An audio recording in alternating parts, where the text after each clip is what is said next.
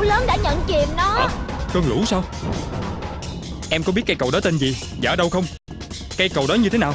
Có gì đặc biệt không? Đã nói là cháu không vẽ được mà. Theo em nên hứa thằng bé vậy? Tôi chỉ lo lắng những gì thằng bé nói sắp xảy ra mà thôi.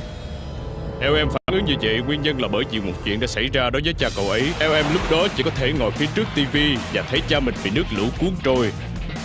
Tôi đoán chắc chắn cậu ấy căng thẳng vì không muốn nhìn thấy thảm kịch đó xảy ra một lần nữa. Tôi biết cơ hội cho chúng ta tìm kiếm cây cầu rất mong manh, nhưng tôi thật sự hy vọng ngài phê duyệt nhiệm vụ lần này. Người giữ hòa bình thế giới là một nhóm 5 người, nên tôi hy vọng tất cả cùng chiến tuyến. Nếu họ không đi tôi sẽ không phê duyệt. Tôi hy vọng ngài sẽ tán thành nhiệm vụ này. Vậy rất tốt, hãy xem nó đã được phê duyệt. Thông báo với đài quan sát để các anh cập nhật thông tin.